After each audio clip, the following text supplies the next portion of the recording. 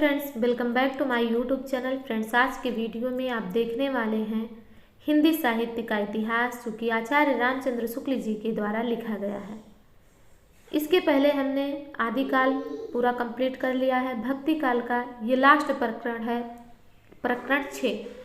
5 प्रकरण को हमने पूरा कंप्लीट कर लिया है, जिसमें हमने पहले प्रकरण में सामान्य परिचय, दूसरे में निर्गुण धारा, तीसरे में निर्गुण धारा सूफी कवियों को, और चौथे में सगुण धारा राम भक्ति शाखा, पांचवें में सगुण धारा कृष्ण भक्ति शाखा के कवियों को पढ़ा है। आज हम पढ़ेंगे भक्ति काल की फुटकल रचनाएं।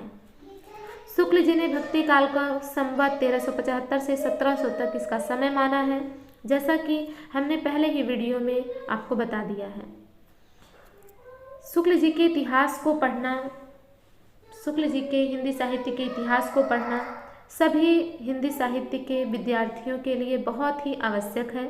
तो इसीलिए आप धैर्य बनाकर इस इतिहास को हमारे साथ पढ़ सकते हैं। तो स्टार्ट करते हैं। आज हम इसे पढ़ना अपने भाषा में, आसान शब्दों में, और जो भी इम्पोर्टेंट तथ्य हैं उसे आपको अंडरलाइन कराते हुए हम चलेंगे और इस पूरे के पूरे प्रकरण को अच्छे से पढ़ेंगे। तो स्टार्ट करते हैं।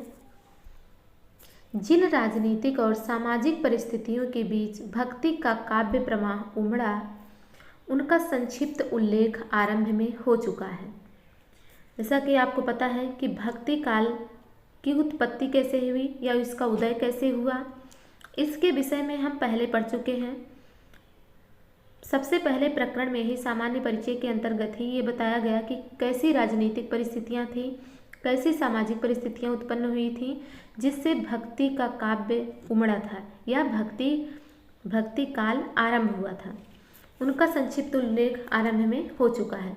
वह प्रवाह राजाओं या शासकों के प्रोत्साहन आदि पर अवलंबित न था। वह जनता की प्रवृत्ति का प्रवाह था, जिसका प्रवर्तक काल था। शुक्ल जी क्या कह रहे हैं कि वह प्रवाह राजाओं या शासकों के प्रोत्साहन पर अवलंबित नहीं था। वह जनता की प्रवृत्ति का प्रवाह था, जिसका प्रवर्तक काल था, यानी समय था। आप देखेंगे कि जब आप रीति काल पढ़ेंगे तो उसका रीति काल का जो उदय है, जो उसका कारण क्या है, राजाओं या शासकों का प्रोत्साहन उस पर अवलंबित होता है। इसीलिए आप उसमें देखेंगे कि जो राजाश्रित कवि हैं वो अपने अपने राजाओं की प्रशंसा, अलंकारपूर्ण ऐसी चीज़ों से उनकी जो है उनका काव्य उन्हीं पर आधारित रह गया है। पर यहाँ पर इसका उत्पत्ति, प्रवर्तक, ये सब क्या था? काल था, समय था, जनता की प्रवृत्ति का प्रवाह था। आगे है कि ना तो उसको पुरस्कार या यश के लोभ ने उत्पन्न किया था और ना भय रोक सकता था। कहते हैं भक्ति काल का उदय ऐसा हुआ था कि उसे पुरस्कार या यश के लोभ ने उत्पन्न नहीं किया था और ना ही उसके भय ने उसे रोक सकता था, ना ही उसका भय उसे रोक सकता था। जैसा कि आप रीति काल में देखेंगे कि जो कवि इसलिए भी अच्छा अपने राजाओं के विषय में प्रशंसापूर्ण रचनाएं लिखते थे कि जिससे उन्हें पुरस्कार मिल सके, जिससे वो उनके अंडर में रह सके, उनको अपने जीवनोपार्जन में समस्या ना हो। इसलिए और उनका भय, कुछ सही बोलने से ऐसे उनका भय उन्हें रोकता था, यानी वो उनके ही पक्ष में बोले। अपने जो राजाश्रित कवि थे वो अपने जिसके आश्रय में हैं उनके ही बारे में वर्णन करें। अगर उनके बारे में वर्णन नहीं करते हैं तो उनका भय उन्हें रोक सकता था काव्य करने से, पर यहाँ ऐसा नहीं था। उस प्रवाह काल के बीच अकबर ऐसे योग्य और गुणग्राही शासक का भारत के अधीश्वर के रूप में प्रतिष्ठित होना एक आकस्मिक बात थी। अतः सूर्य एवं तुलसी ऐसे भक्त कवीश्वरों के प्रादुर्भाव के कारणों में अकबर द्वारा संस्थापित शांति सुख को गिनना भारी भूल है। उस शांति सुख का परिणाम स्वरूप जो साहित्य उत्पन्न हुआ है वह दूसरे ढंग का था। क्या कहा जा रहा कि सूर्य और तुलसी ऐसे भक्त कवीश्वरों के प्रादुर्भाव के कारणों में अकबर द्वारा संस्थापित शांति सुख को गिनना भारी भूल है। उसका कारण शांति सुख नहीं है कि हमारे यहाँ सूर्य और तुलसी जैसे भक्त कवीश्वर हुए, उसका कारण अकबर का शांति सुख नहीं है। उस शांति सुख के परिणाम स्वरूप जो साहित्य उत्पन्न हुआ है वह दूसरे ढंग का था, उसका कोई एक निश्चित स्वरूप ना था। सच पूछिए तो वह उन कई प्रकार की रचना पद्धतियों का पुनरुत्थान था जो पठानों के शासन काल की अशांति और विप्लव के बीच दब सी गई थी और धीरे धीरे लुप्त होने जा रही थी। आगे है कि पठान शासक भारतीय संस्कृति से अपने कट्टरपन के कारण दूर ही दूर रहे। क्या कह रहे हैं कि पठान शासक भारतीय संस्कृति से अपने कट्टरपन के कारण दूर ही दूर रहे। अकबर की चाहे नीति कुशलता कहिए चाहे उदारता, उसने देश की परंपरागत संस्कृति में पूरा योग दिया है। तो अकबर के बारे में कहा जा रहा है कि अकबर की चाहे नीति कुशलता कहिए चाहे उदारता कहिए, उसने देश की परंपरागत संस्कृति में पूरा योग दिया, जबकि पठान क्या रहे, वो भारतीय संस्कृति से दूर रहे। और इन्होंने क्या किया, संस्कृति के समर्थन में रहे। इन्होंने अपना पूरा योग दिया उसकी परंपरा को बनाए रखने के लिए, जिससे कला के क्षेत्र में फिर से उत्साह का संचार हुआ। जो भारतीय कलावंत छोटे मोटे राजाओं के यहाँ किसी प्रकार अपना निर्वाह करते हुए संगीत को सहारा दिए हुए थे, वे अब शाही दरबार में पहुंचकर वाह वाह की ध्वनि के बीच अपना कर्तव्य दिखाने लगे। अब देखिए क्या कहा जा रहा है कि जो भारतीय कलावंत छोटे मोटे राजाओं के यहाँ किसी प्रकार अपना निर्वाह करते हुए संगीत का सहारा लिए हुए थे, वह अब कहाँ पहुँच गए थे, शाही दरबार में। वहाँ पहुंचकर वाह वाह की ध्वनि के बीच अपना कर्तव्य दिखाने लगे थे। जब भी वो कुछ उक्तियाँ बनाकर सुनाते थे तो जो दरबारी लोग थे वो वाह वाह किया करते थे, तो वो उसी में प्रशंसा सुनने के आदी होने लगे, प्रशंसा के इच्छुक होने लगे, प्रशस्ति के इच्छुक होने लगे। जहाँ बचे हुए हिंदू राजाओं की सभाओं में ही कवि जन थोड़ा बहुत उत्साहित या पुरस्कृत किए जाते थे, वहाँ अब बादशाह के दरबार में भी उनका सम्मान होने लगा। कवियों के सम्मान के साथ साथ कविता का सम्मान भी यहाँ तक बढ़ा कि अब्दुल रहीम खान खाना ऐसे उच्च पदस्थ सरदार क्या बादशाह तक ब्रज भाषा की ऐसी कविता करने लगे। क्या कहा जा रहा है कि अब्दुल रहीम खान खाना जैसे उच्च पदस्थ सरदार क्या बादशाह तक ब्रज भाषा की ऐसी कविता करने लगे। क्या करने लगे कि जाको जस है जगत में, जाको जस है जगत में, जगत सराहे जाहि, ताको जीवन सफल है, कहत अकबर शाही। यानी अकबर शाही कह रहे हैं। शाही अकबर एक समय, चले कान्ह विनोद बिलोकन बालहि, आहट तेज अबला निरख्यों चकी, चौकी चली कर आतुर चालहि, त्यों बल बेन सुधारि धारि सु, भई छवियों ललना रुलालहि, चंपक चारु कमान चढ़ावत, काम ज्यों हाथ लिए अहिबालहि। नरहरि और गंग ऐसे सुकवि और तानसेन ऐसे गायक अकबरी दरबार की शोभा बढ़ाते थे। तो आपको पता है कौन कौन, नरहरि और गंग और तानसेन, ये तीनों अकबर के दरबार की शोभा बढ़ाते थे। यह अनुकूल परिस्थिति हिंदी काव्य को अग्रसर करने में अवश्य सहायक हुई। वीर श्रृंगार नीति की कविताओं के आविर्भाव के लिए विस्तृत क्षेत्र फिर खुल गए। जैसा आरंभ काल में दिखाया जा चुका है, फुटकल कविताएं अधिकतर इन्हीं विषयों को लेकर छप्पय, कवित्त, सवैयों और दोहों में हुआ करती थी। मुक्तक रचनाओं के अतिरिक्त प्रबंध काव्य परंपरा ने भी जोर पकड़ा और अनेक अच्छे आख्यान काव्य भी इस काल में लिखे गए। खेद है कि नाटकों की रचना की ओर ध्यान नहीं दिया गया।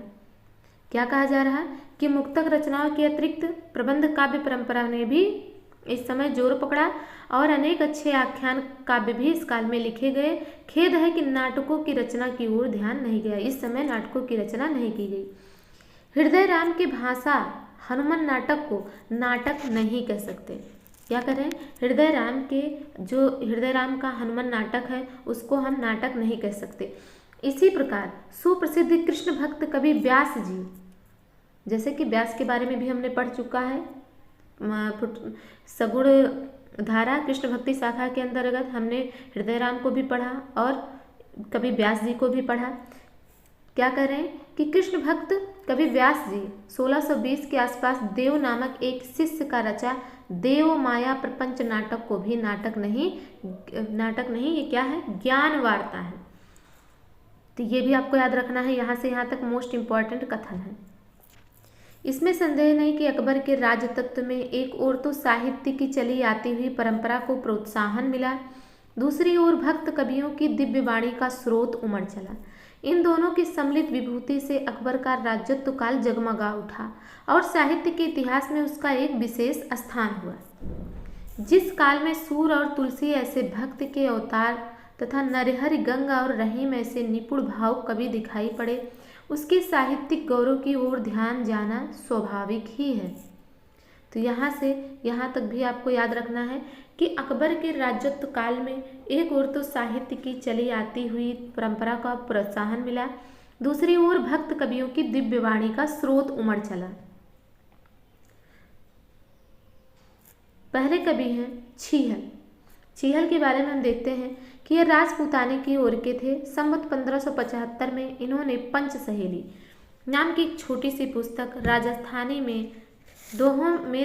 मिली भाषा में बनाई, जो कविता की दृष्टि से अच्छी नहीं कही जा सकती। इसमें 5 सखियों की पंच सहेली, जैसा कि नाम से ही स्पष्ट है, इसमें 5 सखियों की विरह वेदना का वर्णन है। दोहे इस ढंग के हैं। तो बहुत अच्छी पुस्तक, इसको नहीं कहा जा सकता, ये दोहे में है और ये राजस्थानी भाषा में है। देखा नगर सुहावना अधिक सुचंगा थानु, नाउ चंदेरी परगटा जन सुरलोक समान, ठाई ठाई सरवर पेखिए सुभर भरे निवाड़, ठाई ठाई कुआं बावरी सोहे फटिक सवाड़। 1575 पूर्णिम फागुन मास पंच सहेली वर्णई कवि छीहल परगास। जैसा कि इनका समय भी आ गया कब इन्होंने लिखा, और किसने लिखा, छीहल ने, ये भी लिखा इसमें आ गया इस पंक्ति में। इनकी लिखी एक बावनी भी है जिसमें 52 दोहे हैं। दूसरे कवि हैं लालच दास। देखिए छीहल के बारे में आपको इतना ही याद रखना है कि इन्होंने पंच सहेली लिखा है जिसमें 5 सखियों का वर्णन है, बस। इसके अलावा आपको कुछ नहीं याद रखना। आगे है लालच दास। ये रायबरेली के एक हलवाई थे लालच दास। अब इनको आप कैसे याद रखेंगे कि मिठाई देख के मन में लालच आ जाता, मुंह में पानी आ जाता, तो लालच आ जाती है मिठाई देख के, इसीलिए लालच दास क्या थे, हलवाई थे। इन्होंने संवत 1585 में हरिचरित और 1587 में भागवत दशम स्कंद भाषा नाम की पुस्तक अवधि में बनाई। तो इनकी भाषा क्या थी लालच दास की, अवधि। और इन्होंने 2 पुस्तकें लिखी, एक हरिचरित, दूसरा भागवत दशम स्कंद। ये दोनों पुस्तकें काव्य की दृष्टि से सामान्य श्रेणी की हैं, दोहे चौपाई में लिखी गई हैं। दशम स्कंद भाषा का उल्लेख हिंदुस्तानी के फारसी विद्वान गारसा दातासी ने किया है और लिखा है कि उसका अनुवाद फारसी भाषा में हुआ है। तो दशम स्कंद भाषा जो है, इन्होंने भागवत दशम स्कंद भाषा जो लिखा है उसका अनुवाद गारसा दातासी ने फारसी भाषा में किया है। भागवत भाषा इस प्रकार की चौपाइयों में लिखी गई है। देखिए अब भागवत भाषा उदिम कैसे लिखी गई है।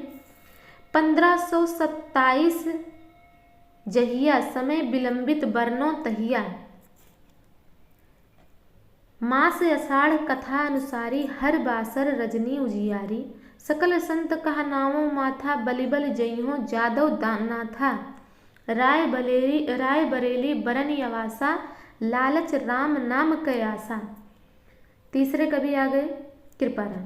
तो आपको इनके बारे में भी, लालच दास के बारे में भी बहुत ज़्यादा कुछ नहीं याद रखना है। इनकी दोनों रचनाओं के विषय में याद रखना है कि उन्होंने क्या क्या लिखा है। एक हरिचरित लिखा है और दूसरा भागवत दशम स्कंद भाषा, भगवत दशम स्कंद भाषा, जिसका भगवत दशम स्कंद भाषा का अनुवाद गारसा दातासी ने फारसी भाषा में किया है। बस इतना ही। छीहल के बारे में भी आपको उनकी रचना और लालच दास के बारे में भी उनकी रचना। आगे है कृपाराम। इनका कुछ वृत्तांत ज्ञात नहीं है। इन्होंने संवत 1598 में रस रीति पर हित तरंगणी नामक ग्रंथ दोहों में बनाई है। ये प्रश्न बहुत बार पूछा गया है, तो मोस्ट इम्पॉर्टेंट है।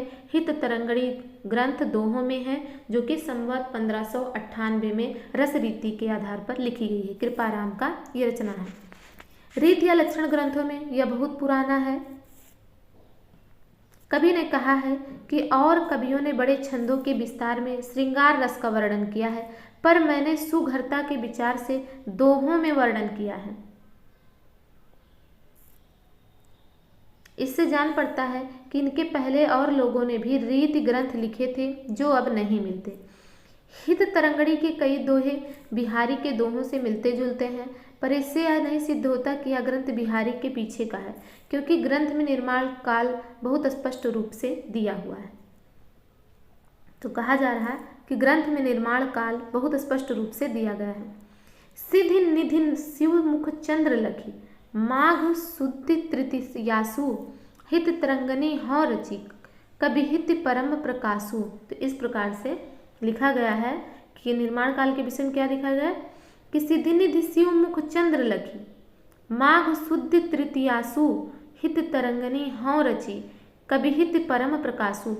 दो में से एक ही बात हो सकती है, या तो बिहारी ने उन दोहों को जानबूझ कर लिया अथवा वे दोहे पीछे से मिल गए। हित तरंगणी के दोहे बहुत ही सरस, भावपूर्ण तथा परिमार्जित भाषा में है। भाषा भी आपको याद रखनी है कि हित तरंगणी के जो दोहे हैं वो बहुत ही सरस, भावपूर्ण तथा परिमार्जित हैं। कुछ नमूने देखिए कि क्या है। लोचन चपल कटाक्ष सर, अनियारे बिसपूरी, मन मृग बेधो मुनिन के, जगजन सहत बिसूरी। आज सवारे हों गई नंदलाल हित ताल, कुमुद कुमुदनी के भटू निरखय और हाल। पति आयो परदेश ते, ऋतु बसंत को मानी, झमक झमक निज महल में, टहले करें सुरानी। तो इस प्रकार से कृपाराम की रचना के विषय में आपने देख लिया कि हित तरंगणी है, इनकी भाषा बहुत परिमार्जित और सरस है। ये हित तरंगणी जो है वो दोहों और चौपाई में लिखी गई है, दोहों में लिखी गई है, और ये 1598 संवत में लिखा गया है। बस इतना आप अगर याद रखेंगे तब भी आपका काम हो जाएगा। आगे है महापात्र नरहरि बंदीजन। इनका जन्म संवत 1562 में और मृत्यु संवत 1667 में कही जाती है। महापात्री की उपाधि इन्हें अकबर के दरबार से मिली थी। ये आप याद रख सकते हैं कि नरहरि बंदीजन जो हैं उन्हें महापात्र की उपाधि अकबर के दरबार से मिली। ये असली फतेहपुर के रहने वाले थे। अकबर के दरबार में इनका बहुत मान था। इन्होंने छप्पे और कवित्त कहे हैं। इनके बनाए दो ग्रंथ परंपरा से प्रसिद्ध हैं। पहला है रुक्मणी मंगल और दूसरा है छप्पे नीति। तीसरा ग्रंथ कवित्त संग्रह भी खोज में मिला है। इनका वह प्रसिद्ध छप्पे नीचे दिया जाता है जिस पर अकबर ने गोवध बंद कराया था। तो गोवध नरहरि बंदीजन के दोहे पर बंद कराया था अकबर ने। तो वो दोहा क्या है कि अरहि दंत तिन धारें, ताहि नाहि मारे सकत कोई, हम संतत तिनु चरहि वचन उच्चरहि दीन होई, अमृत पय नित श्रमहि बच्छ महि थम्बन जावहि, हिंदु ही मधुर न देहि कटुक तुरकहि न पियामहि। कह कबीर नरहरि अकबर, सुनो बिनवति गौ जोरे करन, अपराध कौन मोहि मारियत मुई है चाम सेवै चरण।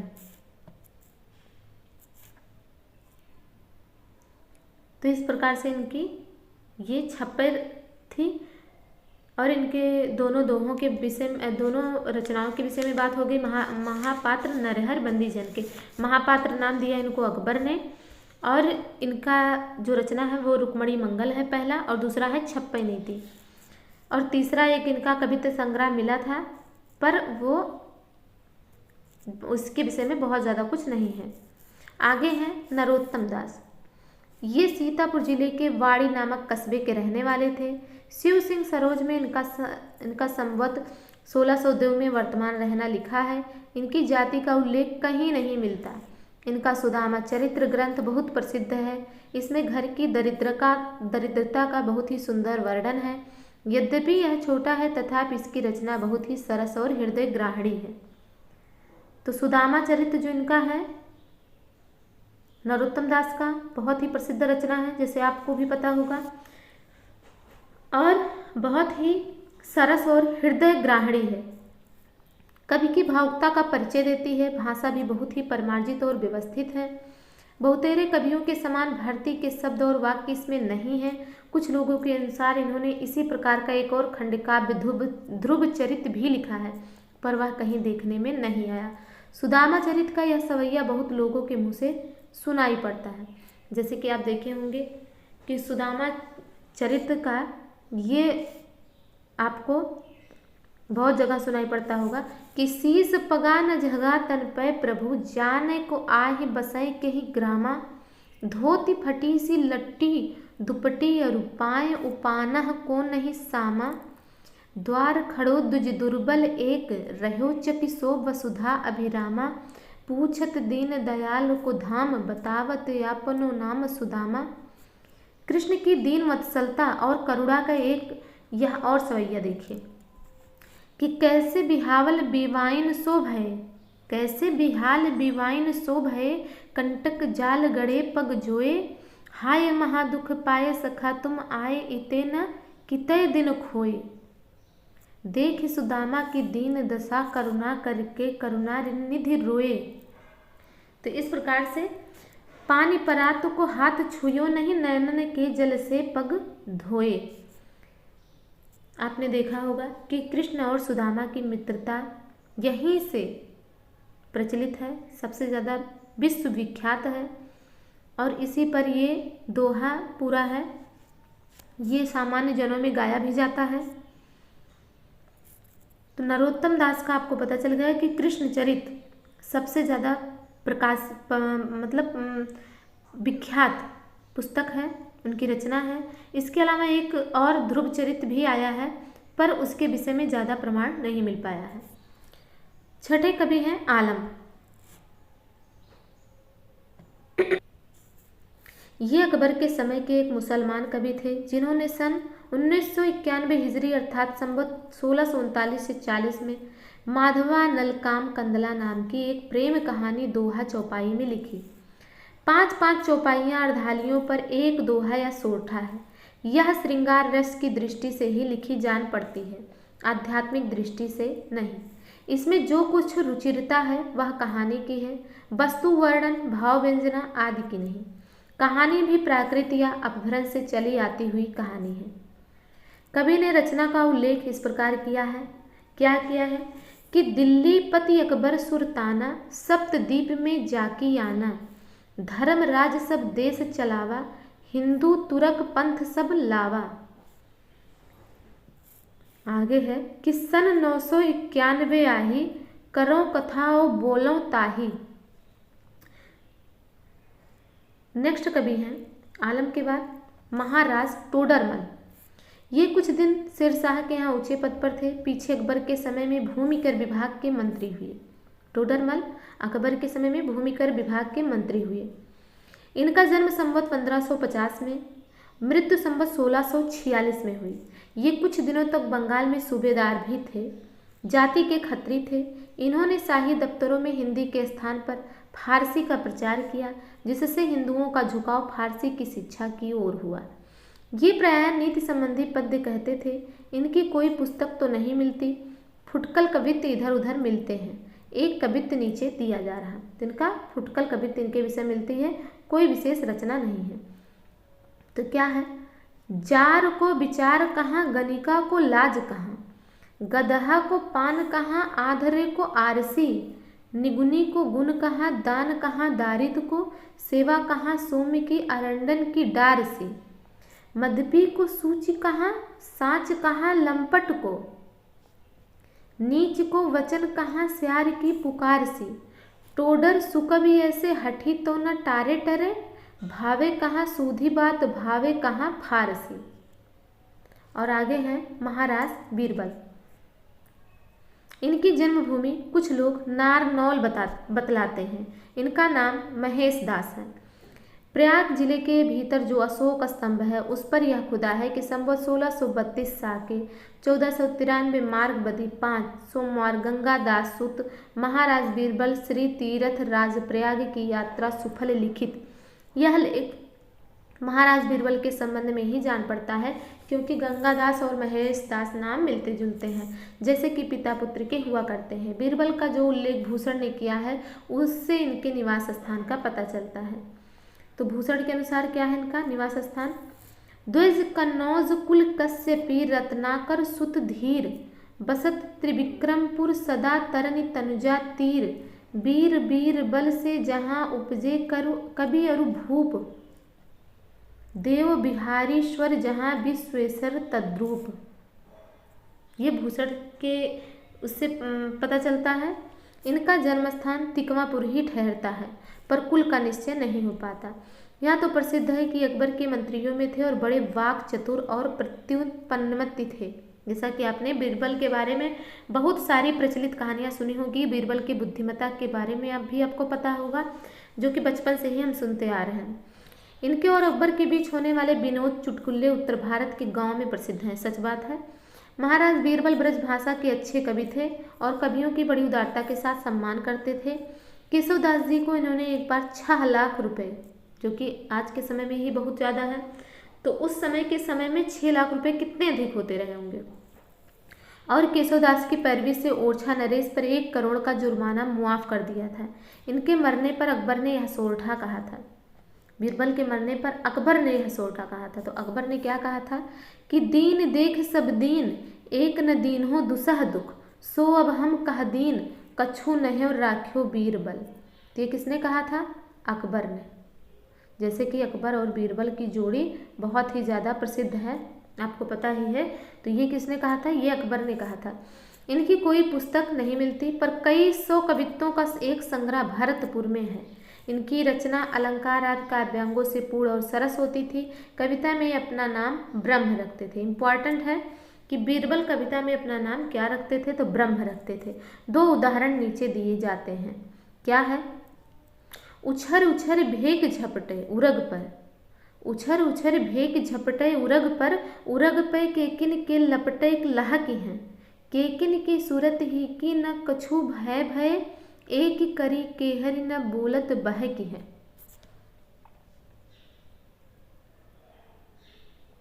कहे कभी ब्रह्मवारी, जैसा कि इन्होंने अपना नाम ब्रह्म रखा था। ब्रह्मवारी हेरत हरिन फिरे बहर बहत बड़े जोर सो जह की हैं, तरन के तामन तवासी भई भूमि रही, दसहु दिसान में द्वारी सी दह की है। दूसरा है पूत कपूत कुलच्छिन नारी लराक परोसी लजायन सारो, बंधु कुबद्ध पुरोहित लंपट चाकर चोर अतीथ धुतारो, साहब सोम अड़ाक तुरंग किसान कठोर दीवान नकारो, ब्रह्म भनय सुनु साह अकबर 12 बाधि समुद्र में डारो। तो ये इन्होंने लिखा है। आगे के कवि हैं गंग। ये अकबर के दरबारी कवि थे। गंग कौन है? जैसा कि पहले ही हम लोगों ने देख लिया था कि अकबर के ये दरबारी कवि थे। रहीम खान खाना इन्हें बहुत मानते थे। इनके जन्म काल तथा कुल आदि का ठीक वृत्त ज्ञात नहीं। कुछ लोग इन्हें ब्राह्मण कहते हैं, पर अधिकतर ये ब्रह्मभट्ट ही प्रसिद्ध हैं। ये क्या प्रसिद्ध हैं? ब्रह्मभट्ट। ऐसा कहा जाता है कि किसी नवाब या राजा की आज्ञा से ये हाथी से चिरवा डाले गए थे और उसी समय मरने के पहले इन्होंने यह दोहा कहा था। क्या कहा था? कि कबहु न भड़घवा रन चढ़े, कबहु न बाजी बम्ब, सकल सबाहि प्रणाम कर विदा होत कवि गंग। इसके अतिरिक्त कई और कवियों ने भी इस बात का उल्लेख व संकेत किया है कि देव कवि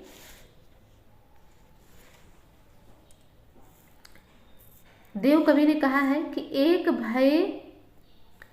भय प्रेत एक मीज मारे हाथ। ये देव कवि ने कहा कि एक भय प्रेत एक मीज मारे हाथ, और इनका अंतिम पद्य क्या था गंग का, ये भी हम एक बार फिर से देख लेते हैं कि कबहुन भड़ुआ, ये थोड़ा सा गलत लिखा है, कबहुन भड़ुआ रन चढ़े, कबहुन बाजी बम्ब, सकल सबाहि प्रणाम कर, विदा होत कभी गंग। इसके आगे है कि सब देवन को दरबार जुर्यो, तह पिंगल छंद बनाए क गायो, जब काहू ते अर्थ कहो न गयो, तब नारद एक प्रसंग चलायो, मृत लोक में है नरेक गुनी, गुनी कवि गंग को नाम सभा में बतायो, सुन चाह भई परमेश्वर को, तब गंग को लेन गणेश पठायो। यानी जब वो हाथी से कुचलवा दिए थे तो कुछ कवियों ने उनके विषय में ये भी पद्य कहा है। गंग ऐसे गुनी को गयंद सो चिराइए। इन प्रमाणों से यह घटना ठीक ठहरती है कि गंग कवि बहुत निर्भीक होकर बात कहते थे। वो अपने समय के नर काव्य करने वाले कवियों में से सबसे श्रेष्ठ माने जाते थे। और दास जी ने कहा है कि तुलसी गंग दुओ भय सुकबिन के सरदार, तुलसी गंग दुओ भय सुकबिन के सरदार। कहते हैं कि रहीम खान खाना ने इन्हें एक छप्पे पर 46 लाख रुपए दे डाले थे।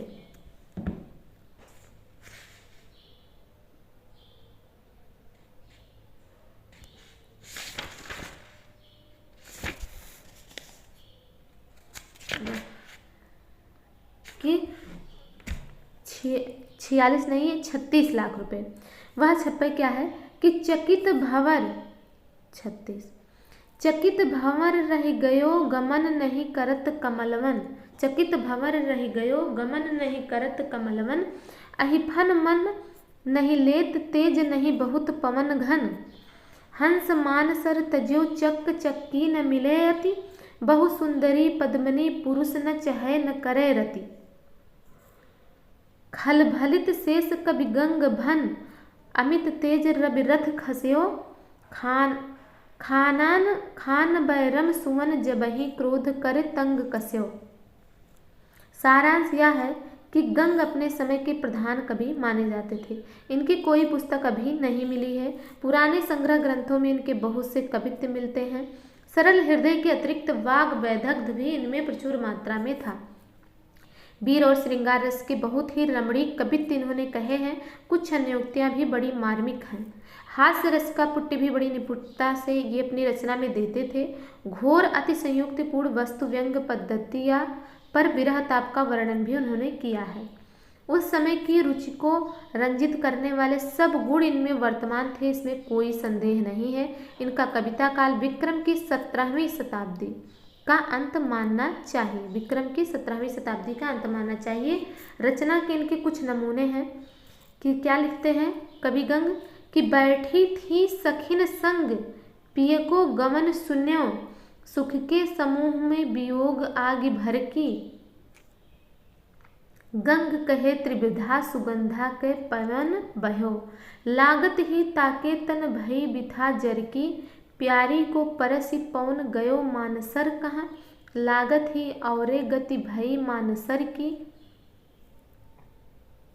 जल चर जरे और सिवार जरि छार भयो, तल जरि गयो पंख सूख्यो भूमि दर की, झुकत कृपान मैदान ज्यों उदोत भान, एकन ते एक मानो सुषमा जरद की, कहे कवि गंग तेरे बल को बयारी लगे, फूट गज घटा गन घटा ज्यों सरद की, ऐते मान सोनित की नदियाँ उमड़ चली, रही न निशानी कहूँ मही में गरद की, गौरी गहो गिरिपति गणपति गहो गौरी, गौरीपति गही पूछ लपकी बरद की, देखत के वृक्षन में दीरघ सुभायमान, कीर चलो चाखिबियों को प्रेम जिय जाग्य हुआ, लाल फल देख के जटान मड़ रान लागे, देखत बटोही बहुत बहु तेरे डग मग्यो हैं, कभी गंग फल फूटे भुआ उगधिराने लखी, सबही निराश हवे कै निज गृह भग्यो हैं,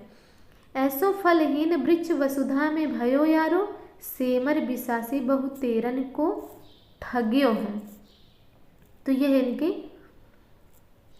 रचना थी। आगे है मनोहर कवि। मनोहर कवि ये एक कछवाहे सरदार थे जो अकबर के दरबार में रहा करते थे। शिव सिंह सरोज ने इनके विषय में लिखा है कि फारसी और संस्कृत के अच्छे विद्वान थे। फारसी कविता में अपना उपनाम तौसनी रखते थे। इन्होंने सत प्रश्नोत्तारी नाम की एक पुस्तक बनाई थी तथा नीति और श्रृंगार रस के बहुत से फुटकल दोहे कहे हैं। इनका कविता काल संवत 1620 के आगे माना जा सकता है। इनके श्रृंगारिक दोहे मार्मिक और मधुर हैं, पर इनमें कुछ फारसीपन के छींटे मौजूद हैं। तो बहुत ज़्यादा इम्पोर्टेंट नहीं है, लेकिन आपको इतना याद रखना है कि मनोहर जो कवि हैं ये कछवाहे सरदार थे और ये अपना उपनाम तौसनी रखते हैं। तो इनके 2-4 नमूने देखते हैं कि ये क्या लिखते हैं।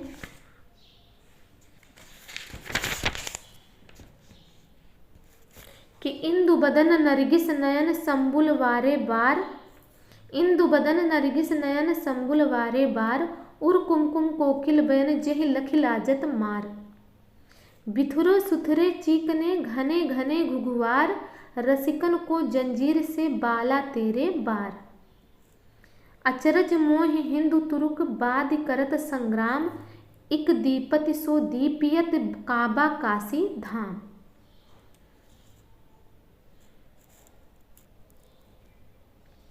आगे हैं कवि बलभद्र मिश्र। ये ओरछा के सनाढ़ ब्राह्मण पंडित काशीनाथ के पुत्र और प्रसिद्ध कवि केशव दास के बड़े भाई थे। इनका जन्मकाल संवत 1600 के लगभग माना जा सकता है। इनका नक्सिक श्रृंगार एक प्रसिद्ध ग्रंथ है जिसमें इन्होंने नायिका के अंगों का वर्णन उपमा, उत्प्रेक्षा, संदेह आदि अलंकारों के प्रचुर विधान द्वारा किया है। ये केशवदास जी के समकालीन या पहले के उन कवियों में थे जिनके चित्त में रीति के अनुसार काव्य रचना की प्रवृत्ति हो रही थी। कृपाराम ने जिस प्रकार रस रीति का अवलंबन कर नायिकाओं का वर्णन किया, उसी प्रकार बलभद्र नायिका के अंग को एक स्वतंत्र विषय बनाकर चले थे। इनका रचना काल संवत 1640 के पहले माना जा सकता है। रचना इनकी बहुत प्रौढ़ और परिमार्जित है। इससे अनुमान होता है कि नखशिख के अतिरिक्त इन्होंने और पुस्तकें भी लिखी होंगी। संवत 1891 में गोपाल कवि ने बलभद्रकृत नखशिख की एक टीका लिखी जिसमें उन्होंने बलभद्रकृत 3 और ग्रंथों का उल्लेख किया है: बलभद्री व्याकरण, हनुमान नाटक और गोवर्धन सत्सई टीका। ये इम्पोर्टेंट है। पुस्तकों की खोज में इनका दूषण विचार नाम का एक और ग्रंथ मिला जिसमें काव्य दोषों का निरूपण है। नखशिख के 2 कवित्व उद्धृत किए जाते हैं। नखशिख के 2 कवित्व। तो बलभद्र कवि जो हैं ये बहुत ज़्यादा इम्पोर्टेंट नहीं है, पर इनका थोड़ा सा हम लोग देख लेते हैं कि पाटल नयन कोक नद के से दल दोऊ, पाटल नयन कोक नद के से दल दोऊ, बलभद्र बासर उनीदी लखी बाल में, शोभा के सरोवर में बाड़ों की आभा कैदों, देव धुनि भारती मिली है पुण्य काल में, काम कै व्रत कैदों नासी कर उडूप बैठो, खेलत शिकार तरनी के मुखताल में, लोचन सीतासित में लोहित लकीर मानो, बांधो जुग मीन लाल रेशम की डोर में, मारकत के सूत कैदो पन्नग के पूत अति, राजत अभूत तम राज कैसे तार है, मखतूल गुण ग्राम शोभित सरस श्याम, काम मृग कानन के कुहू के कुमार हैं, कोप की किरण के जलज नाल नील तंतु, उपमा अनंत चारु चमर श्रृंगार है, कारे सटकारे भीजे सूंधों सो सुगंधावास, ऐसे बलभद्र 9 बाला तेरे बार हैं। तो इस प्रकार से ये बलभद्र के कवित्व हैं। तो इन्होंने जो लिखा है कवित्व वो है। अब इसके बाद हम देखेंगे नेक्स्ट कवि जमाल के विषय में। बहुत ज़्यादा इम्पोर्टेंट बलभद्र, जमाल ये सब बहुत ज़्यादा इम्पोर्टेंट नहीं है, पर एक बार हम जनरल देख लेते हैं। जमाल क्या है? ये भारतीय काव्य परंपरा से पूर्ण परिचित कोई सहृदय मुसलमान कवि थे जिनका रचना संवत 1627 में अनुमान किया गया। इनके नीति और श्रृंगार के दोहे राजपूताने की ओर बहुत जनप्रिय हैं। भावों की व्यंजना बहुत ही मार्मिक पर सीधे साधे ढंग पर की गई है। इनका कोई ग्रंथ तो नहीं मिलता, पर कुछ संग्रहित दोहे मिलते हैं। सहृदयता के अतिरिक्त इनमें शब्द क्रीड़ा की निपुणता भी थी। इससे इन्होंने कुछ पहेलियां भी अपने दोहे में रखी हैं, कुछ नमूने दिए जाते हैं। तो क्या है देखते हैं कि पूनम चांद कुसुभ रंग नदी तीर द्रुमडाल, पूनम चांद कुसुभ रंग नदी तीर द्रुमडाल, रेत भीत भूस भूसली पड़ो है थिर नहीं जमाल, रंग जाचोल मजीठ का संत वचन प्रतिपाल, पहाड़ रेखरु करमगत ऐकिमी मिटै जमाल, जमला ऐसी प्रीत कर जैसी केस कराए, जमला ऐसी प्रीत कर जैसी केस कराए, कै काला कै उजला जब तब सिर स्यों जाए, मनसा तो गाहक भय नैना भय दलाल, धानी बसत बेचे नहीं किस विधा बने जमाल, बाल पड़े धौला भया तरुण पड़े भया लाल, वृद्ध पड़े काला भया कारण कोड़ जमाल, कामिड़ जावक रंग रचो दमकत मुक्ता कोर, इम हंसा मोती तजे इम चुगलिया चकोर। तो ये रहा जमाल के विषय में। जमाल ने जो लिखा है उनकी रचना के कुछ पद उद्धृत हुए थे। अब आगे है केशवदास, जो कि हमारे मोस्ट इम्पॉर्टेंट कवि हैं। Keshavdas most important. ये सनाड्य ब्राह्मण कृष्ण दत्ता के पौत्र और काशीनाथ के पुत्र थे। इनका जन्म संवत 1612, इनका जन्म समय भी आपको याद रखना इम्पॉर्टेंट है, और मृत्यु 1674 के आसपास हुई। ओरछा नरेश महाराजा राम सिंह के भाई इंद्रजीत सिंह की सभा में ये रहते थे, जहाँ इनका बहुत मान था। इनके घराने में बराबर संस्कृत के अच्छे पंडित होते आए थे। इनके बड़े भाई बलभद्र मिश्र भाषा के अच्छे कवि थे। इस प्रकार की परिस्थिति में रहकर ये अपने समय के प्रधान साहित्य शास्त्रज्ञ कवि माने गए। इनके आविर्भाव काल से कुछ पहले ही रस, अलंकार आदि काव्यांगों के निरूपण की और कुछ कवियों का ध्यान जा चुका था। यह स्वाभाविक भी था, क्योंकि हिंदी काव्य रचना प्रचुर मात्रा में हो चुकी थी। लक्ष्य ग्रंथों के उपरांत ही लक्षण ग्रंथों का निर्माण होता है। केशवदास जी संस्कृत के पंडित थे, अतः शास्त्रीय पद्धति से साहित्य चर्चा का प्रचार भाषा में पूर्ण रूप से करने की इच्छा इनके लिए स्वाभाविक थी। तो ये भी आपको याद रखना है। ये 2 कोटेशन यहाँ से आपके लिए इम्पोर्टेंट है। इम्पॉर्टेंट कवि हैं, तो इनका जन्म समय ये सब आपको ध्यान रखना है। केशवदास के पहले संवत 1598 में कृपाराम थोड़ा सा रस निरूपण कर चुके थे। जैसा कि इनके कृपाराम की जो रचना रस तरंगड़ी के विषय में हम लोग बात कर चुके हैं, उसमें ये रस निरूपण कर चुके थे। इसी समय में चरखारी के मोहन लाल मिश्र ने श्रृंगार सागर नाम की एक ग्रंथ श्रृंगार रस संबंधी लिखा। नरहर कवि के साथ अकबरी दरबार में जाने वाले कर्नेश कवि ने कर्णाभरण, श्रुतभूषण और भूपभूषण नामक 3 ग्रंथ अलंकार संबंधी लिखे, पर अब तक किसी कवि ने संस्कृत साहित्य शास्त्र में निरूपित काव्यांगों का पूरा परिचय नहीं कराया था। यह काम केशवदास ने कराया। यहाँ से यहाँ तक भी मोस्ट इम्पॉर्टेंट है। लगभग ये मान के चलिए यहाँ से यहाँ तक पूरा मोस्ट इम्पॉर्टेंट ये है। इससे कोटेशन ये पूछा जा सकता है कि ये किसके द्वारा लिखा गया है, यह किसने ऐसा माना है। तो शुक्ल जी ने माना है कि अब तक किसी कवि ने संस्कृत साहित्य शास्त्र में निरूपित काव्यांगों का पूरा परिचय नहीं कराया था। यह काम किसने कराया? केशवदास जी ने। ये काव्य में अलंकार का स्थान प्रधान समझने वाले चमत्कारवादी कवि थे, जैसा कि इन्होंने स्वयं कहा। काव्य में अलंकार को चमत्कारवादी, काव्य में अलंकार को ये प्रधान समझने वाले कवि थे, जैसा कि ये स्वयं कहते हैं कि यद्यपि सुजात सुलक्षणी सुबनन सरस सुवृत्ति भूषण बिन न विराजई कविता बनिता मित्त। अपनी इस मनोवृत्ति के अनुसार इन्होंने भामा, उद्भट और दंडी आदि प्राचीन आचार्यों का अनुसरण किया, जो रस, रीति आदि सब कुछ अलंकार के अंतर्गत ही लेते थे। साहित्य शास्त्र को अधिक व्यवस्थित और समुन्नत रूप में लाने वाले मम्मट, आनंदवर्धनाचार्य और विश्वनाथ का नहीं। किसका इन्होंने अनुसरण किया? तो भामा, उद्भट और दंडी का। अलंकार के सामान्य और विशेष 2 भेद करके इन्होंने उसके अंतर्गत वर्णन की प्रणाली ही नहीं, वर्णन के विषय भी लिए। अलंकार शब्द का प्रयोग इन्होंने व्यापक अर्थ में किया। वास्तविक अलंकार इनके विशेष अलंकार ही हैं। अलंकारों के लक्षण इन्होंने दंडी के काव्यादर्श से तथा बहुत सी बातें अमर रचित काव्य कल्पलता वृत्ति के और केशव मिश्र कृत अलंकार शेखर से ली हैं। यहाँ से यहाँ तक ये भी इम्पोर्टेंट है कि किससे इन्होंने क्या क्या लिया है। आगे है कि पर केशव के 50 या 60 वर्ष पीछे हिंदी में लक्षण ग्रंथों की जो परंपरा चली वह केशव के मार्ग पर नहीं चली। काव्य के स्वरूप के संबंध में तो वह रस की प्रधानता मानने वाले काव्य प्रकार सौ साहित्य दर्पण के पक्ष पर रही और अलंकारों के निरूपण में उसने अधिकतर चंद्रालोक और कुलयानंद का अनुसरण किया। इसी से केशव के अलंकार लक्षण हिंदी में प्रचलित अलंकार लक्षणों से नहीं मिलते। केशव ने अलंकारों पर कवि प्रिया और रस पर रसिक प्रिया लिखी। केशव ने अलंकारों पर क्या लिखा? कवि प्रिया, और रस पर रसिक प्रिया। ये इंपॉर्टेंट है, मोस्ट इंपॉर्टेंट कथन है कि कवि प्रिया किस पर आधारित है? तो अलंकारों पर, रसिक प्रिया रस पर।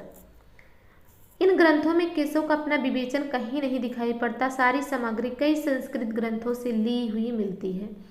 नामों में अवश्य कहीं थोड़ा हेर फेर मिलता है, जिससे गड़बड़ी के सिवा और कुछ नहीं हुआ है। उपमा के जो 22 भेद केशव ने रखे हैं उनमें से 15 तो ज्यों के त्यों दंडी के हैं, 5 केवल नाम भर बदल दिए गए हैं। शेष रहे 2 भेद संकीर्णोपमा और विपरीतोपमा। इनमें विपरीतोपमा को तो उपमा ही कहना ही व्यर्थ है। इस प्रकार आक्षेप के जो 9 भेद केशव ने रखे हैं उनमें 4 तो ज्यों के त्यों दंडी के हैं, 5वां मृडाक्षेप दंडी का मृचाक्षेप ही है। कवि प्रिया का प्रेमालंकार दंडी के विश्वनाथ के नहीं प्रेयस का ही नामांतर है। दंडी के प्रेयस का ही नामांतर है कवि प्रिया का प्रेमालंकार। उत्तर अलंकार के चारों भेद वास्तव में पहेलियां हैं। कुछ भेदों को दंडी से लेकर भी केशव ने उनका और ही अर्थ समझा, यानी लगभग इनका माना गया है कि ये दंडी का ही कॉपी कर लिए हैं। केशव के रचे 7 ग्रंथ मिलते हैं। केशव के रचे 7 ग्रंथ मिलते हैं। कौन कौन से ग्रंथ हैं? 7 ग्रंथ। तो कवि प्रिया, रसिक प्रिया, रामचंद्रिका, वीर सिंह देवचरित, विज्ञान गीता, रतन बावनी, जहांगीर, जस चंद्रिका। तो ये पहला हो गया कवि प्रिया, रसिक प्रिया, रामचंद्रिका, वीर सिंह देवचरित, विज्ञान गीता, रतन बावनी और जहांगीर, जस चंद्रिका। तो ये 7 हो गए। आगे है केशव को कवि हृदय नहीं मिला था। उनमें वह सहृदयता और भावुकता ना थी जो एक कवि में होनी चाहिए। वे संस्कृत साहित्य से सामग्री लेकर अपने पांडित्य और रचना कौशल की धाक जमाना चाहते थे, पर इस कार्य में सफलता प्राप्त करने के लिए भाषा पर जैसा अधिकार चाहिए वैसा उन्हें प्राप्त ना था। अपनी रचनाओं में उन्होंने संस्कृत काव्यों की उक्तियां लेकर भरी हैं। यहाँ से यहाँ तक ये कथन मोस्ट इम्पॉर्टेंट है। शुक्ल जी का कथन मोस्ट इम्पॉर्टेंट है। ये कई बार एग्जाम में पूछा गया है कि ये किसका कथन है, तो ये किसका कथन है? शुक्ल जी का। आगे है कि अपनी रचनाओं में उन्होंने संस्कृत काव्यों की उक्तियां लेकर भरी हैं, पर उन उक्तियों को स्पष्ट रूप से व्यक्त करने में उनकी भाषा बहुत कम समर्थ हुई है। पदों और वाक्यों की न्यूनता, आसक्त फालतू शब्दों के प्रयोग और संबंध के अभाव आदि के कारण भी अप्रांजल और उबड़ खाबड़ हो गई है। तात्पर्य भी स्पष्ट रूप से व्यक्त नहीं हो सका है। केशव की कविता जो कठिन कही जाती है उसका प्रधान कारण उनकी यह त्रुटि है कि उनकी मौलिक भावनाओं की गंभीरता या जटिलता नहीं। रामचंद्रिका में प्रसन्न राघव, हनुमान नाटक, अनर्घ राघव, कादम्बरी और नैषधा की बहुत सी उक्तियों का अनुवाद करके रख दिया है। कहीं कहीं अनुवाद अच्छा न होने के कारण उक्ति विकृत हो गई है। जैसे प्रसन्न राघव के प्रियतम पैदर किंतानुभूत भागान का अनुवाद पयोद पंकज ऊपर करके केशव ने उक्ति को एकदम बिगाड़ डाला है। हाँ, जिन युक्तियों में जटिलता नहीं है, समाज शैली का आश्रय नहीं लिया गया, उनके अनुवाद में कहीं कहीं बहुत अच्छी सफलता प्राप्त हुई है, जैसे कि भरत के प्रश्न और कैकेयी के उत्तर में। तो इतना कुछ याद रखना आसान भी नहीं है और जरूरी भी नहीं। आगे है कि मातु कहाँ नृपतात गए सुरलोक ही क्यों सुत शोक लय, जो कि हनुमान नाटक के एक श्लोक का अनुवाद है। आगे है कि केशव ने 2 प्रबंध काव्य लिखे हैं। पहला है वीर सिंह देवचरित, दूसरा है रामचंद्रिका। अब पहला तो काव्य ही नहीं कहा जा सकता। इसमें वीर सिंह देव का चरित्र तो थोड़ा है, दान लोभ आदि के संवाद भरे हैं। और रामचंद्रिका अवश्य एक प्रसिद्ध ग्रंथ है, पर यह समझ रखना चाहिए कि केशव उक्ति वैचित्र और शब्द क्रीड़ा के प्रेमी थे। क्या? केशव उक्ति वैचित्र और शब्द क्रीड़ा के प्रेमी थे। जीवन के नाना गंभीर और मार्मिक पक्षों पर उनकी दृष्टि नहीं थी, अतः वे मुक्तक रचना के ही उपयुक्त थे, प्रबंध रचना के नहीं। प्रबंध पटुता उनमें कुछ भी ना थी। प्रबंध काव्य के लिए 3 बातें अनिवार्य हैं: संबंध निर्वाह, कथा के गंभीर और मार्मिक स्थलों की पहचान और दृश्यों की स्थानगत विशेषता। तो यहाँ से यहाँ तक आपको मोस्ट इम्पॉर्टेंट ये भी कथन है जो कि शुक्ल जी का है केशव के संबंध में। ये भी आपको ध्यान रखना है कि शुक्ल जी क्या कहते हैं, वो मुक्तक रचना के ही उपयुक्त थे, प्रबंध के नहीं। प्रबंध पटुता उनमें कुछ भी नहीं थी, क्योंकि प्रबंध के लिए जो 3 बातें चाहिए थी उनमें नहीं थी। वो क्या है? संबंध निर्वाह, कथा के गंभीर और मार्मिक स्थलों की पहचान, दृश्यों की स्थानगत विशेषता। आगे है कि संबंध निर्वाह की क्षमता केशव में ना थी। उनकी रामचंद्रिका अलग अलग लिखे हुए वर्णनों का संग्रह से जान पड़ती है। कथा का चलता प्रवाह न रख सकने के कारण ही उन्हें बोलने वाले पात्रों के नाम नाटकों के अनुकरण पर पद्यों से अलग सूचित करने पड़े हैं। दूसरी बात भी केशव में कम पाई जाती है कि रामायण की कथा का केशव के हृदय पर कोई विशेष प्रभाव रहा हो, यह बात नहीं पाई जाती। उन्हें एक बड़ा प्रबंध काव्य भी लिखने की इच्छा हुई और उन्होंने उसके लिए राम की कथा ले ली। उस कथा के भीतर जो मार्मिक स्थल हैं उनकी ओर केशव का ध्यान बहुत कम गया है। वह ऐसे स्थलों को या तो छोड़ गए हैं या यूं ही इतिवृत्ति मात्र कहकर चलता कर दिए हैं। राम आदि को वन की ओर जाता देख मार्ग में पड़ने वाले लोगों से कुछ कहलाया भी तो यह कि कीधो मुनिसाप हत, कीधो ब्रह्म दोष रत, कीधो को ठग हम। ये ध्यान रखिए कि इन्होंने क्या कहलाया है। और रामचरितमानस में राम के वन जाने के समय तुलसीदास जी ने क्या कहलवाया है। ऐसा अलौकिक सौंदर्य और सौम्य आकृति सामने पाकर सहानुभूतपूर्ण शुद्ध सात्विक भावों का उदय होता है। इसका अनुभव शायद एक दूसरे को संदेह की दृष्टि से देखने वाले नीति कुशल दरबारियों के बीच रहकर केशव के लिए कठिन था। आगे है कि दृश्यों की स्थानगत विशेषता। स्ववंश वसनत केशव की रचनाओं में ढूंढना तो व्यर्थ ही है। पहली बात तो यह है कि केशव के लिए प्राकृतिक दृश्यों में कोई आकर्षण नहीं था।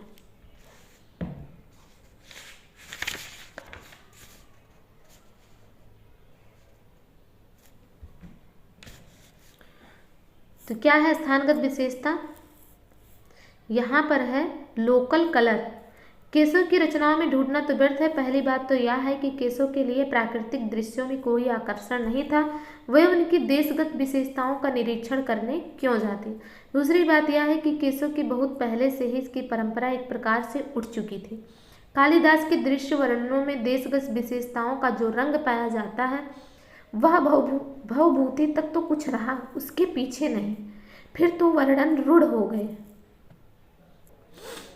चारों ओर फैली हुई प्रकृति के नाना रूपों के साथ केशव के हृदय का सामंजस्य कुछ भी ना था। अपनी इस मनोवृत्ति का आभास उन्होंने यह कहकर कि देखे मुख भावे अन देखिए कमल चंद,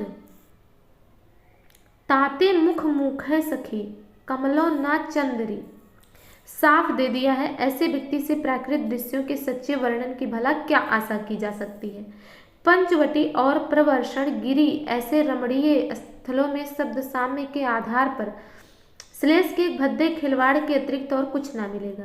केवल शब्द साम्य के सहारे जो उपमान लाए गए हैं कि किसी रमणीय दृश्य से उत्पन्न सौंदर्य की अनुभूति के सर्वथा विरुद्ध या बेमेल है, जैसे प्रलय काल, पांडव, सुग्रीव, शेषनाग। सादृश्य या साधारण की दृष्टि से दृश्य वर्णन में जो उपमाएं, उत्प्रेक्षाएं आदि लाई गई हैं वह भी सौंदर्य की भावना में वृद्धि करने के स्थान पर कुतूहल मात्र उत्पन्न करती हैं। जैसे श्वेत कमल के छत्तों पर बैठे हुए भौरे पर यह उक्ति क्या कहते हैं कि केशव केशव राय मनो कमलासन के सिर ऊपर सोहे। पर कहीं कहीं रमणीय और उपयुक्त उपमान भी मिलते हैं, जैसे जनकपुर के सूर्योदय वर्णन में, जिसमें कापालिक काल को छोड़कर और सब उपमान रमणीय हैं। सारांश यह है कि प्रबंध रचना की योग्य ना तो केशव में अनुभूति ही थी न शक्ति। परंपरा से चले आते हुए कुछ नियत विषयों के जैसे युद्ध, सेना की तैयारी, उपमन, राज दरबार के ठाट बाट तथा श्रृंगार और वीर रस, फुटकल वर्णन ही अलंकारों की भरमार के साथ वे करना जानते थे। इसी से बहुत से वर्णन यूं ही बिना अवसर का विचार किए वो भरते गए हैं। वह वर्णन के लिए करते थे, ना कि प्रसंग या अवसर की अपेक्षा से। कहीं कहीं तो उन्होंने उचित अनुचित की भी परवाह नहीं की है, जैसे भरत की चित्रकूट यात्रा के प्रसंग में सेना की तैयारी और तड़क भड़क का वर्णन। अनेक प्रकार के रूखे सूखे उपदेश भी बीच बीच में रखना वे नहीं भूलते थे, जैसे दान, महिमा, लोभ, निद्रा के लिए तो वे प्रायः जगह निकाल लिया करते थे। उपदेशों का समावेश दो एक जगह तो पात्र का बिना विचार किए अत्यंत अनुचित और भद्दे रूप में किया गया है, जैसे वन जाते समय राम का अपनी माता कौशल्या को पातिव्रत का उपदेश। तो इनका क्या है कि जो परंपरा रामचरितमानस की तुलसीदास जी ने बनाई थी उसके विरुद्ध इन्होंने लगभग लिखा है, उसके अनुसार चीज़ें नहीं लिखी है, तो जिससे इनका जो काव्य है वो काफ़ी अनुचित और भद्दा भी बन गया है। रामचंद्रिका के लंबे चौड़े वर्णनों को देखने से स्पष्ट लक्षित होता है कि केशव की दृष्टि जीवन के गंभीर और मार्मिक पक्ष पर न थी। देखिए क्या कहा जा रहा है कि रामचंद्रिका के में जो इन्होंने लंबा चौड़ा वर्णन किया है उससे पता चलता है कि इनकी दृष्टि जीवन के गंभीर और मार्मिक पक्ष पर नहीं थी। उनका मन कहाँ था? राजसी ठाट बाट पर, तैयारी पर, नगरों की सजावट पर, चहल पहल पर आदि के वर्णन में विशेषता लगता था। और जैसा कि आप देखेंगे जब रामचरितमानस को पढ़ेंगे तो उसमें जीवन के गंभीर, आदर्श, मार्मिक पक्ष, इन सबको तुलसीदास जी ने लिया है। आगे है कि केशव की रचना को सबसे अधिक विकृत और आरुचिकर करने वाली वस्तु है आलंकारिक चमत्कार की प्रवृत्ति, जिसके कारण ना तो भावों की प्रकृति व्यंजना के लिए जगह बचती है, ना सच्ची हृदयग्राही वस्तु वर्णन के लिए। इम्पॉर्टेंट है, ये भी कथन एग्जाम में पूछा जा सकता है। पद दोष, वाक्य दोष आदि तो बिना प्रयास के जगह जगह मिल सकते हैं। कहीं कहीं उपमान भी बहुत हीन और बेमेल है, जैसे राम की वियोग दशा के वर्णन में यह वाक्य। तो यहाँ तक आपको ये भी मोस्ट इम्पॉर्टेंट कथन ये भी आपको याद रखना है। क्या है कि बासर की संपत्ति उलूक ज्यों ना चितवत, बासर की संपत्ति उलूक ज्यों ना चितवत। रामचंद्रिका में केशव का सबसे अधिक सफलता हुई है संवादों में। तो इनको किस में सफलता हुई रामचंद्रिका में? सिर्फ संवादों में। इन संवादों में पात्रों के अनुकूल क्रोध, उत्साह आदि की व्यंजना भी सुंदर है, जैसे लक्ष्मण, राम, परशुराम संवाद तथा लवकुश के प्रसंग के संवाद तथा वाक्पटुता और राजनीति के दांव पेच का आभास भी प्रभावपूर्ण है। उनका रामायण अंगद संवाद तुलसी के संवाद से कहीं अधिक उपयुक्त और सुंदर है। तो तुलसी के संवाद में कौन सा संवाद उनका ज़्यादा सुंदर है? तो रावण अंगद संवाद तुलसी के संवाद से कहीं अधिक। ये भी आप याद रखिए कि क्या तुलना किया गया है। रामचंद्रिका और कवि प्रिया दोनों का रचना काल कवि ने 1658 दिया है, केवल मास में अंतर है। आगे है रसिक प्रिया।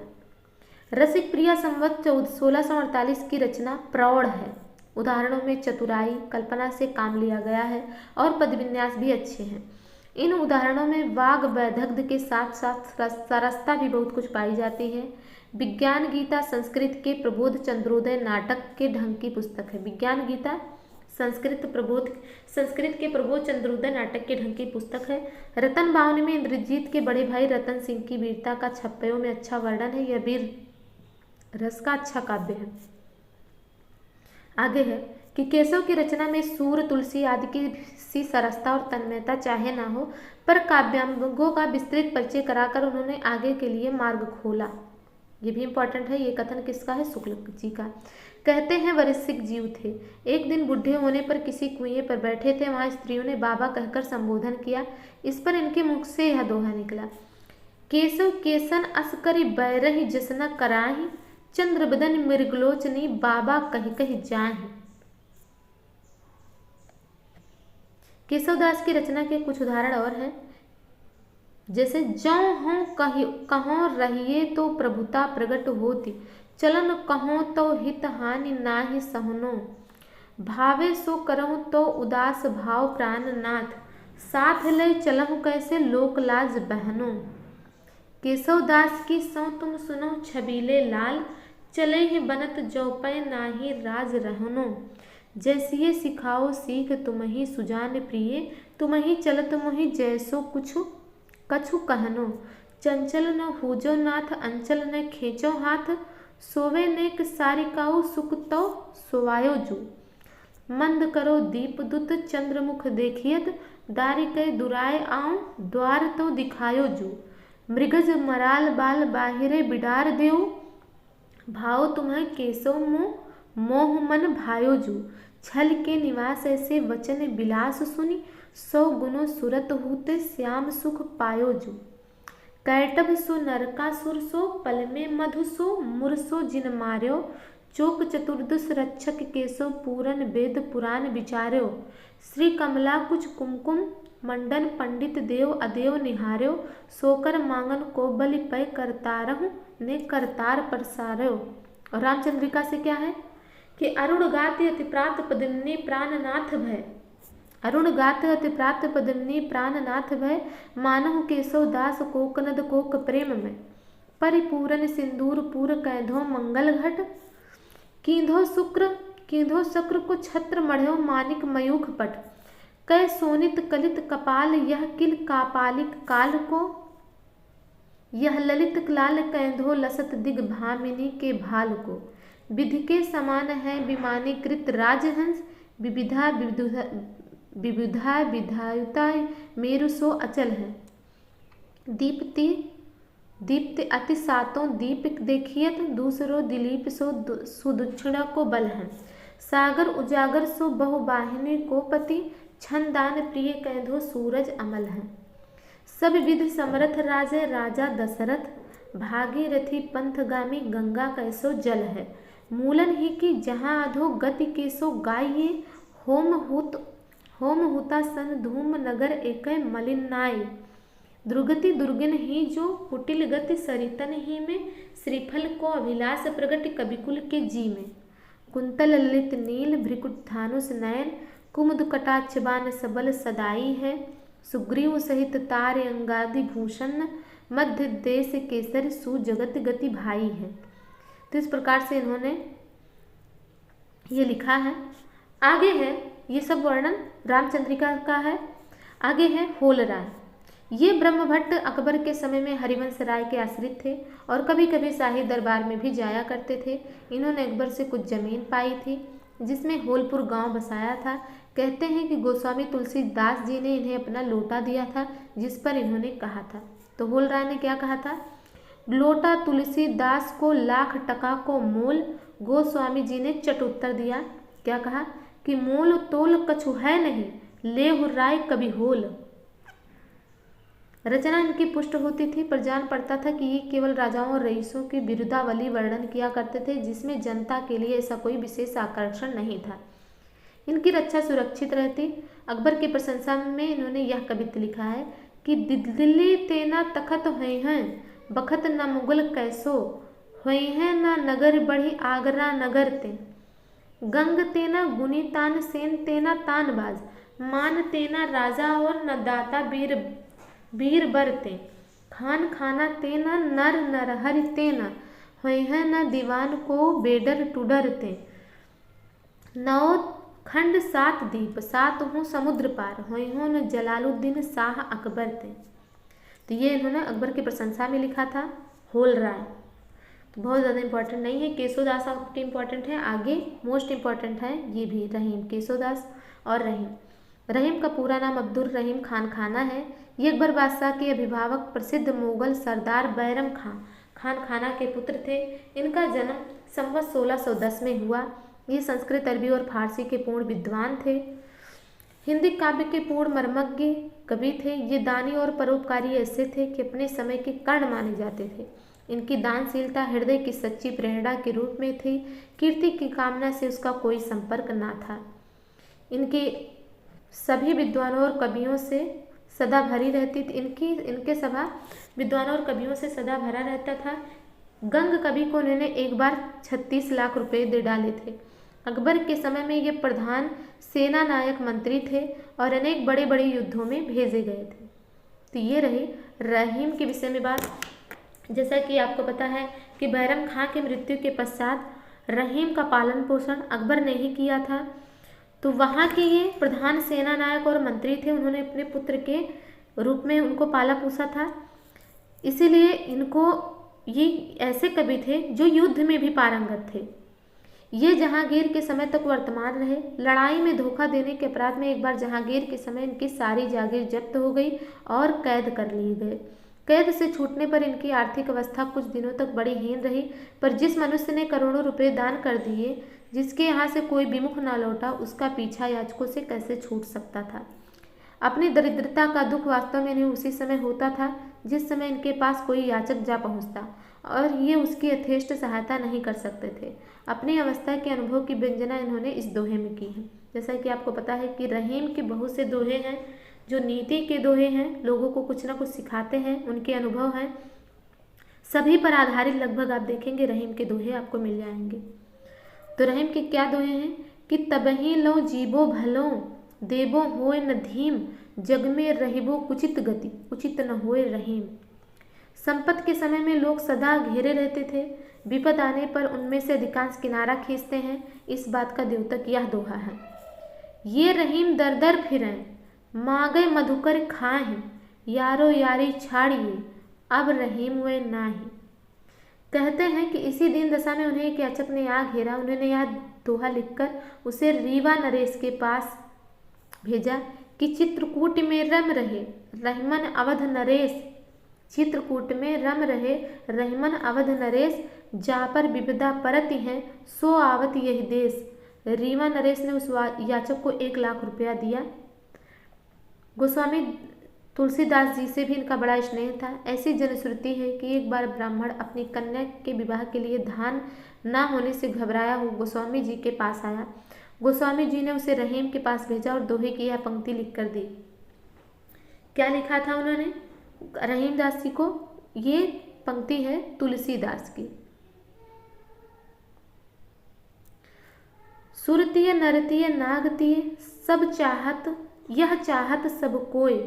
तो रहीम ने उस ब्राह्मण को बहुत सा द्रव्य देकर विदा किया और दोहे की दूसरी पंक्ति इस प्रकार पूरी कर दी कि गोद लिए हुलसी फिरे, तुलसी सोसुत होए।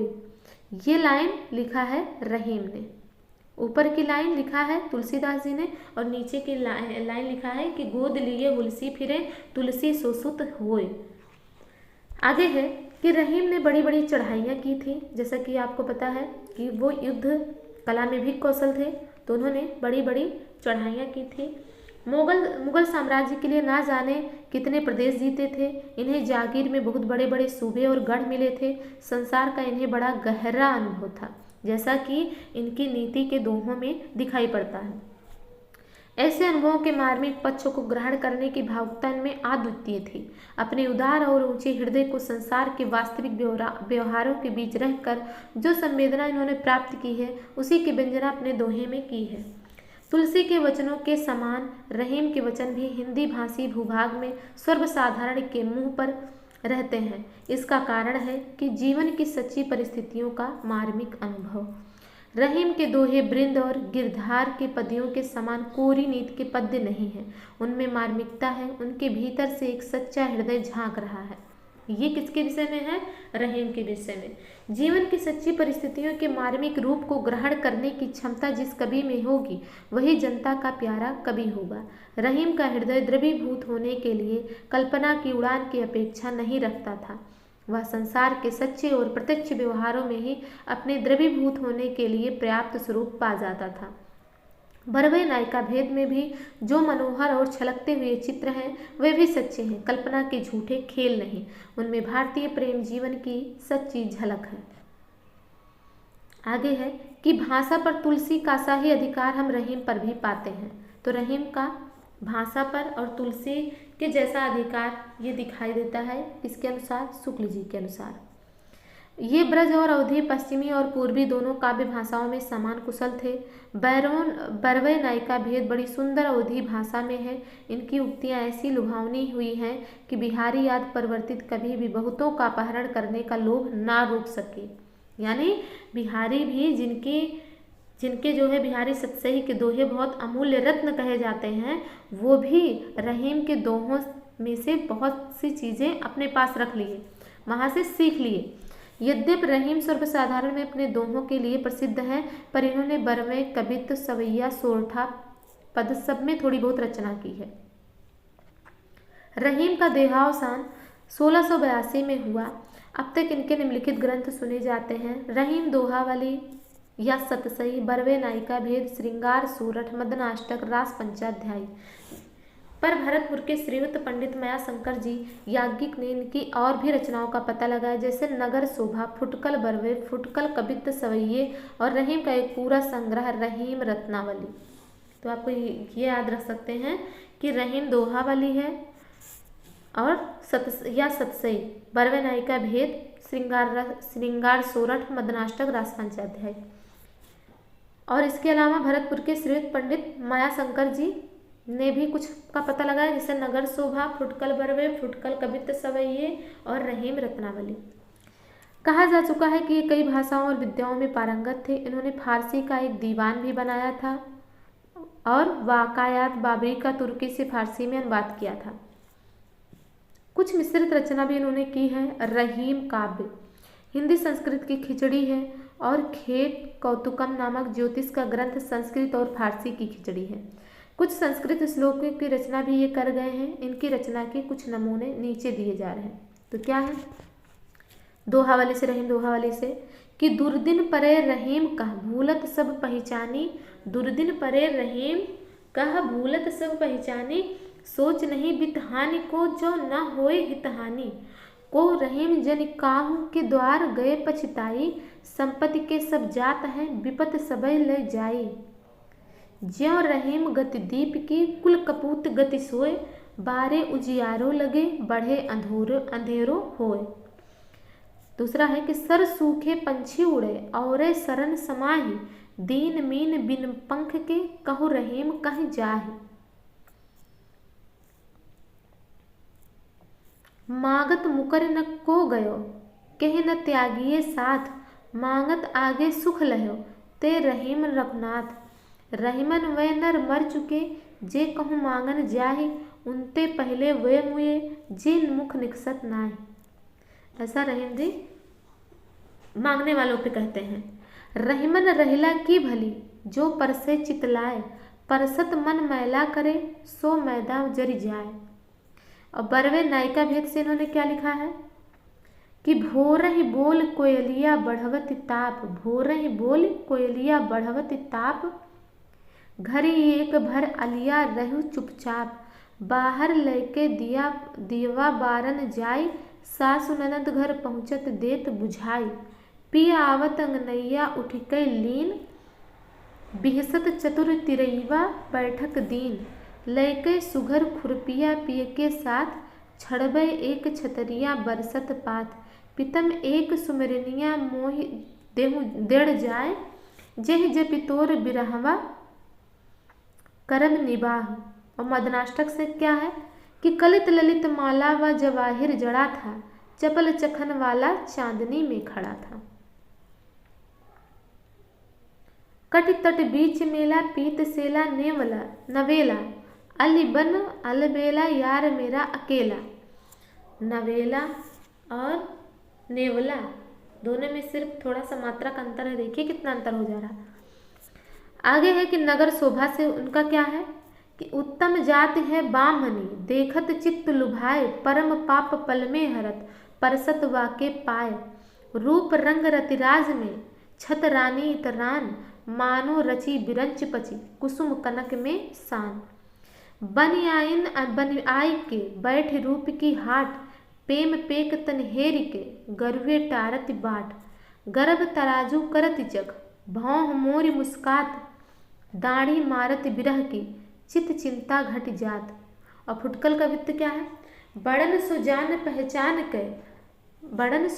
पहचान के रहीम कहा, जो पे करतार है न सुख देन हार है, सीत हर सूरज सो नेह कियो याह हेत, ताहू पे कमल जार डारत तुषार है, क्षीर निधि माही धास्यो शंकर के शीस बस्यो, तरु न कलंक लस्यु शशि में सदा रहे। बड़ो रिझवार या चकोर दरबार है, पै कला निधि यार चौ चाखत अंगार है। तो इस प्रकार से ये रहीम के पद्य हैं। और रहीम का जैसे हमने बताया कि रहीम का पूरा नाम, रहीम का जन्म, मृत्यु, इनकी रचना, ये चीज़ें इम्पॉर्टेंट हैं। और इनके कुछ आपको पद्य भी ध्यान रखने हैं कि क्या पद्य इन्होंने लिखा है। जो दोहा इन्होंने लिखा है उसमें से भी पूछ लिया जाता है कि ये दोहे किसके हैं, तो आपको अगर पता रहेगा तो आंसर देने में आसानी होगी। दूसरे कवि हैं कादिर यानी कादिर बख्श। इनका क्या है, ये भी इम्पॉर्टेंट नहीं है, लेकिन एक बार जनरल देख लेते हैं कि पिहानी जिला हरदोई के रहने वाले सैयद इब्राहिम के शिष्य थे। इनका जन्म 1635 में माना जाता है। कविता काल 1660 के आसपास। इनकी कोई पुस्तक तो नहीं मिलती, पर फुटकल कवित्व पाए जाते हैं। कविता यह चलती भाषा में अच्छी करते हैं। इनका यह कवित्व लोगों के मुँह से बहुत सुनने में आता है कि गुण को ना पूछे को अवगुण की बात पूछे, गुण को ना पूछे को अवगुण की बात पूछे, कहा भयो दई कलिकालियों खरानो है, पोथी और पुराण ज्ञान ठट्ठन में डारी देत, चुगुल चबाइन को मान ठहरानो है।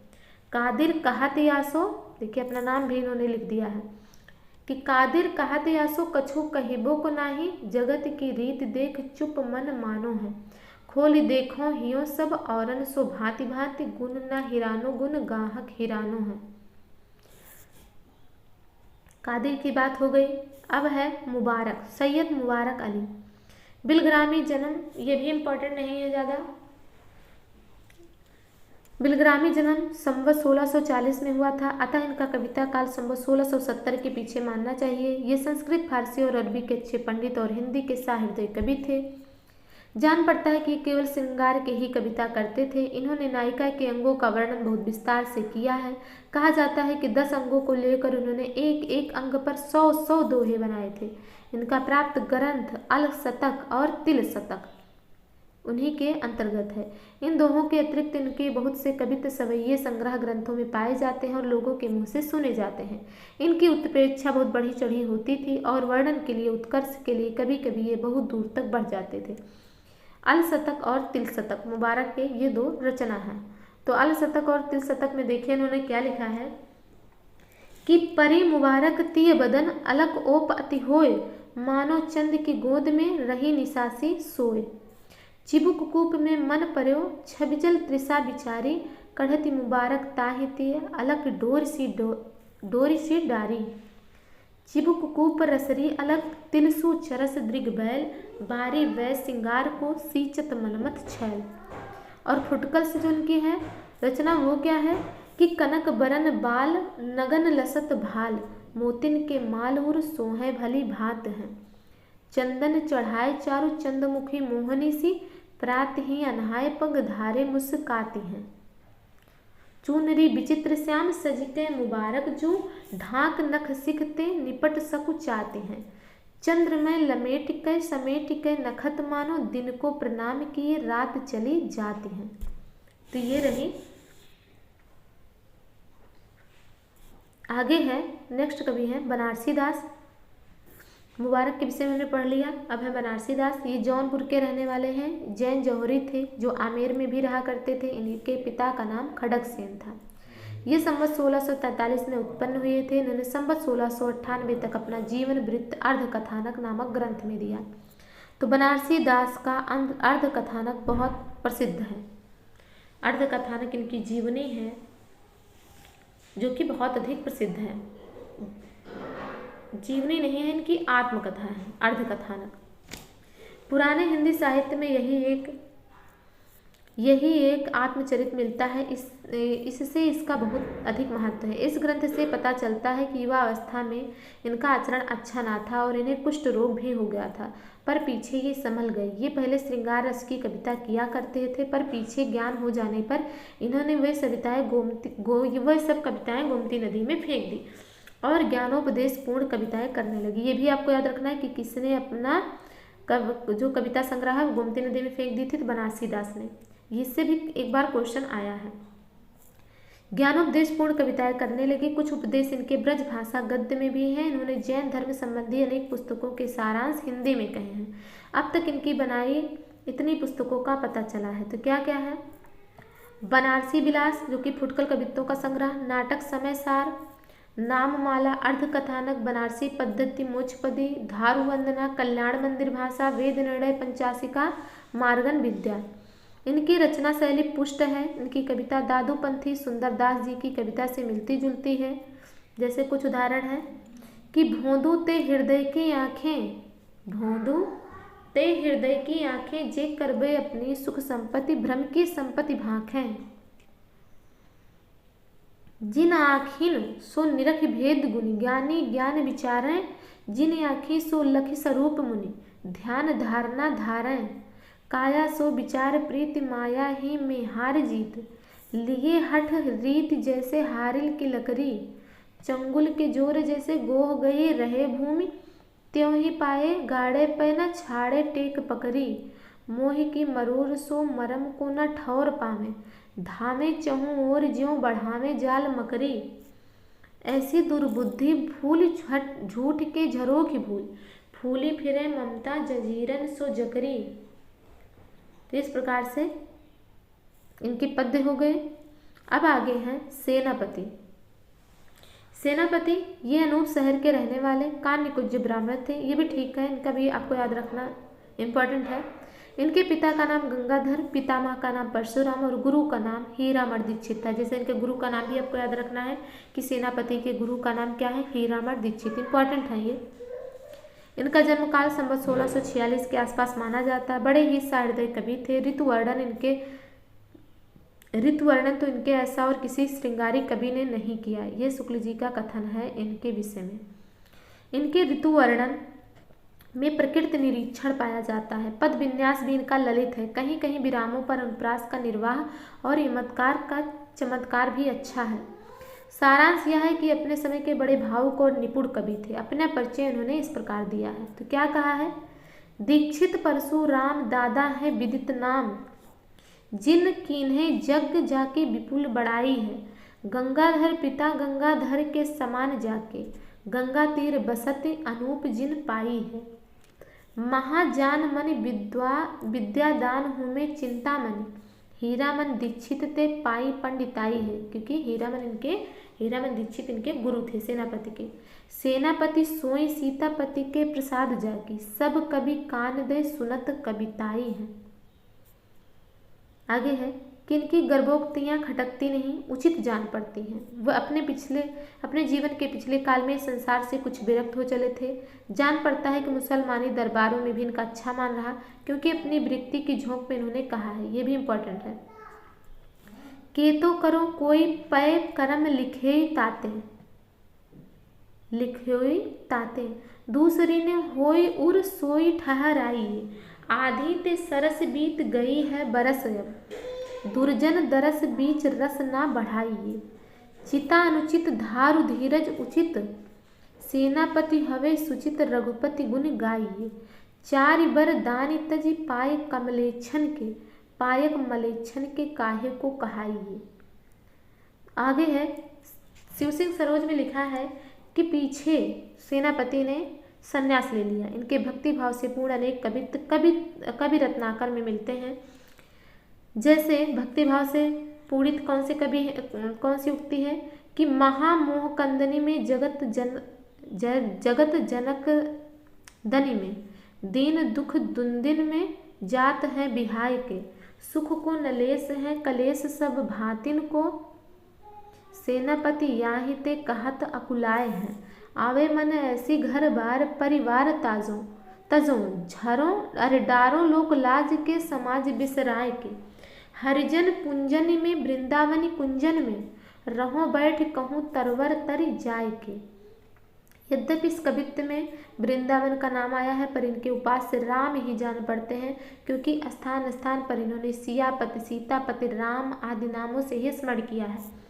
कवित्व रत्नाकर इनका सबसे पिछला ग्रंथ जान पड़ता है, क्योंकि उसकी रचना संवत 1706 में हुई है।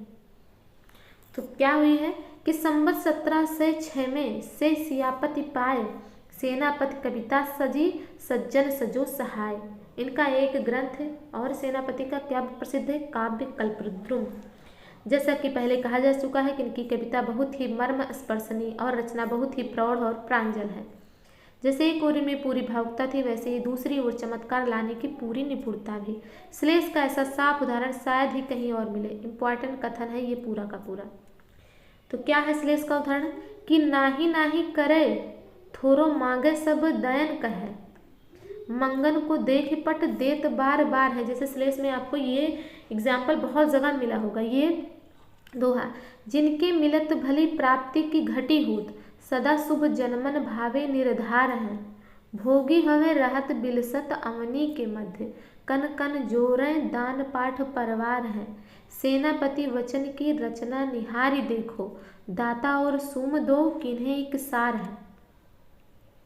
आगे शुक्ल जी कहते हैं कि भाषा पर ऐसा अच्छा अधिकार कम कवियों को देखा जाता है। इनकी भाषा में बहुत कुछ माधुर्य ब्रज भाषा का ही है। संस्कृत पदावली पर अवलंबित नहीं, अनुप्रास और यमक की प्रचुरता होते हुए भी कहीं भद्दी कृत्रिमता नहीं आने पाई।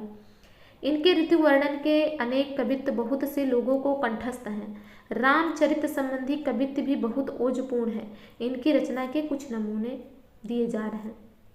ये भी अच्छा है कि बानिसों सहित सुबरन मुँह रहे जहाँ, धरत बहुत भांति अर्थ समाज को, संख्या कर लीजे अलंकार है अधिक या में, राखों मति ऊपर सरस ऐसे साज को।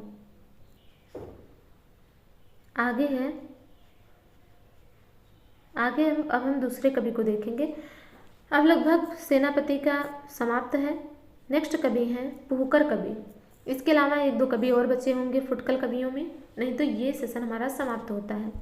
ये प्रतापपुर जिला मैनपुरी के रहने वाले थे, पर पीछे गुजरात में सोमनाथ जी के पास भूमि गांव में रहते थे। ये जाति के कायस्थ थे और जहांगीर के समय में वर्तमान थे। कहते हैं कि जहांगीर ने किसी बात पर इन्हें आगरे में कैद कर लिया था, पुहकर कवि को। वहीं कारागार में इन्होंने रस रतन नामक ग्रंथ संवत 1673 में लिखा, जिस पर प्रसन्न होकर बादशाह ने इन्हें कारागार से मुक्त कर दिया। इस ग्रंथ में रंभावती और सूरसेन की प्रेम कथा कई छंदों में है, जिनमें मुख्य दोहा और चौपाई है।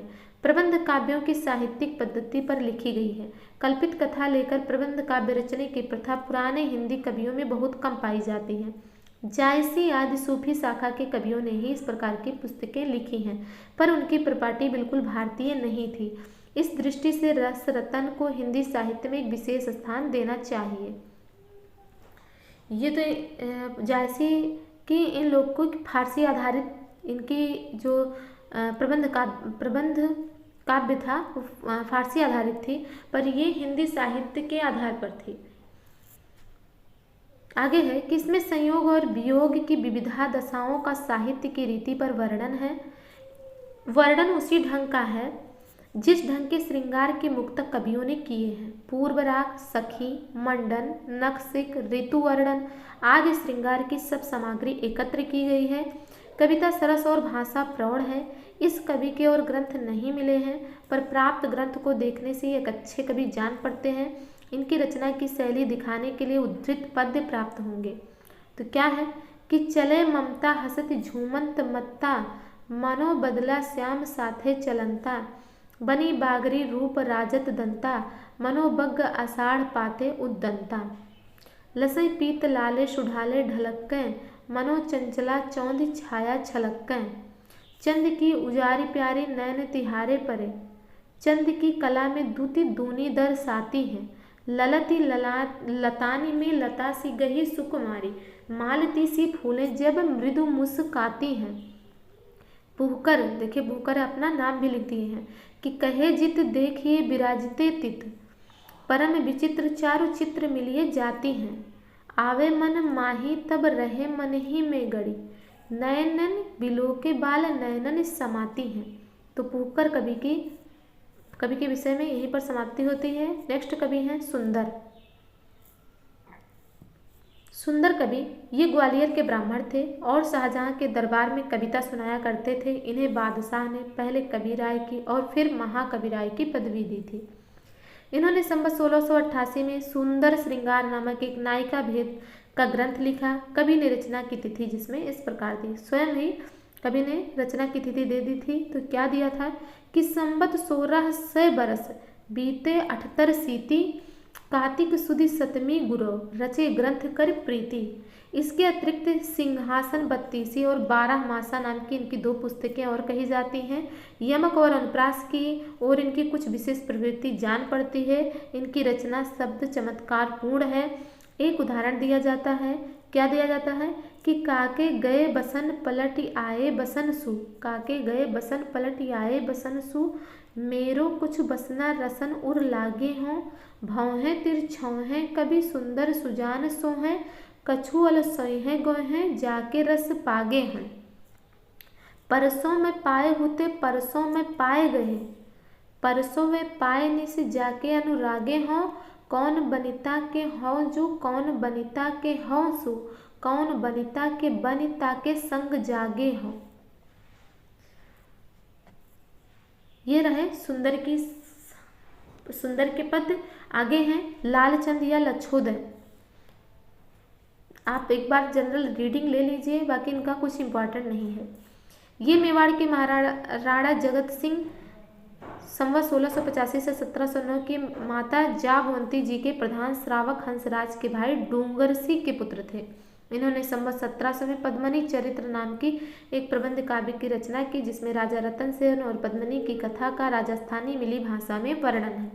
जायसी ने कथा का जो रूप रखा है उससे इसकी कथा में बहुत जगह भेद है। जैसे जायसी ने हीरा मनतोते के द्वारा पद्मनी का वर्णन सुनकर रत्नसेन को मोहित होना लिखा है, पर भाटों द्वारा एक बारगी घर से निकल पड़ने का कारण इसमें यह बताया गया है कि पट रानी प्रभावती ने राजा के सामने जो भोजन रखा वह उसे पसंद न आया। इस पर रानी ने चिढ़कर कहा कि यदि मेरा भोजन अच्छा नहीं लगता तो कोई पद्मनी ब्याह लाओ। तब तड़की बोली तिसे जी राखे मान धारी रोष, नारी आड़ो कौन काना बीजी दयो मत झूठो दोष, हमें कलवी जीड़ा नहीं जी किसु करीजो बाद, पदमड़ी का पर्णो न बीजी जिम भोजन होए स्वाद। इस पर रतन सेन यहाँ उठकर खड़ा हुआ कि राड़ो तुहू रतन सी परड़ो पद्मिनी नारी। राजा समुद्र तट पर जा पहुंचा, जहां से औगड़नाथ सिद्ध ने अपने योग बल से उसे सिंघल द्वीप पहुंचा दिया। वह राजा की बहन पद्मिनी के स्वयंवर की मुनादी हो रही थी। तो क्या हो रहा था कि सिंघल द्वीप नो राजियो रे सिंघल सिंह समान, तसु बहड़ छह पदमड़ी रे रूपे रंभ समान रे, जोबन लहराए जाय छे रे, ते परणु भरतार रे, पर तज्ञा जे पूर्वे रे, तासु बरे बरमाल रे। राजा अपना पराक्रम दिखाकर पद्मिनी को प्राप्त करता है। इसी प्रकार जायसी के वृत्त से और भी कई बातों में भेद है। इस चरित्र की रचना गीति काव्य के रूप में समझनी चाहिए। सूफी रचनाओं के अतिरिक्त भक्ति काल के अन्य आख्यान काव्य, सूफी रचनाओं के अतिरिक्त भक्ति काल के अन्य आख्यान काव्य क्या क्या है? आश्रयदाता राजाओं के चरित्र काव्य तथा ऐतिहासिक या पौराणिक आख्यान काव्य लिखने की जैसी परंपरा हिंदुओं में बहुत प्राचीन काल से चली आती थी, वैसी पद्यबद्ध कल्पित कहानियाँ लिखने की नहीं थी। ऐसी कहानियाँ मिलती हैं पर बहुत कम। इसका अर्थ यह नहीं कि प्रसंगों या वृत्तों की कल्पना की प्रवृत्ति कम थी। ऐसी कल्पना किसी ऐतिहासिक या पौराणिक पुरुष या घटना का कुछ कभी कभी अत्यंत अल्प सहारा लेकर खड़ी की जाती थी। कहीं कहीं तो केवल कुछ नाम ही ऐतिहासिक या पौराणिक रहते थे। वृत्त सारा कल्पित रहता था, जैसे ईश्वरदासकृत सत्यवती कथा। आत्मकथा का विकास भी नहीं हो पाया था। इस समय न नाटक का विकास हो पाया था, न आत्मकथा का विकास हो पाया था। केवल जैन कवि बनारसी दास का अर्ध कथानक मिलता है। नीचे मुख्य आख्यान काव्यों का उल्लेख है। तो कौन कौन से आख्यान काव्य हैं? ऐतिहासिक पौराणिक कल्पित आत्मकथा जो है वो क्या क्या है? रामचरितमानस है तुलसी का, ढोला मारूरा दूहा है, अर्ध कथानक है जो कि बनारसी दास का है, हरिचरित्र है लालच दास का, लक्ष्मण सेन पद्मावती कथा दामो कवि का, रुक्मणी मंगल नरहरि का, सत्यवती कथा ईश्वर दास का, रुक्मणी मंगल एक और है नंददास का, माधवानल काम कांदला है आलम का, और सुदामा चरित्र है नरोत्तम दास का, रस रतन है पुकर कवि का, रामचंद्रिका केशव दास का, पद्मनी चरित्र लालचंद का, वीर सिंह देवचरित्र केशव का, कनक मंजरी काशीराम का, बेली कृष्ण रुक्मणी रू जोधपुर के राठौड़ राजा पृथ्वीराज का। ये पूरा का पूरा जितना आठों दिया गया है ये सब मोस्ट इम्पॉर्टेंट है, ये सभी आपको याद रखने हैं।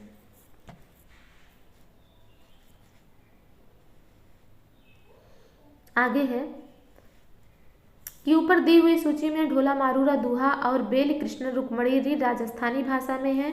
ढोला मारूरू दूहा की प्रेम कथा राजपूताने में बहुत प्रचलित है। दोहे बहुत पुराने हैं, यह बात उनकी भाषा से पाई जाती है। बहुत दिनों तक मुखाग्र ही रहने के कारण बहुत से दोहे लुप्त हो गए हैं, जिससे कथा की श्रृंखला बीच बीच में खंडित हो गई थी। इसी से संवत 1618 के लगभग जैन कवि कुशल लाभ ने बीच बीच में चौपाइयाँ रचकर जोड़ दी हैं। इसमें ढोला मारूरा दूहा में कुशल लाभ ने कुछ चौपाइयाँ रचकर जोड़ दी हैं। दोहों की प्राचीनता का अनुमान इस बात से हो सकता है कि कबीर की साखियों में ढोला मारू के बहुत से दोहे ज्यों के त्यों मिलते हैं। आगे है कि बेल कृष्ण रुक्मणी जोधपुर के राठौड़ राजवंशीय स्वदेशाभिमानी कवि पृथ्वीराज की रचना है, जिनका महाराणा प्रताप को क्षोभ से भरा पत्र लिखना इतिहास प्रसिद्ध है।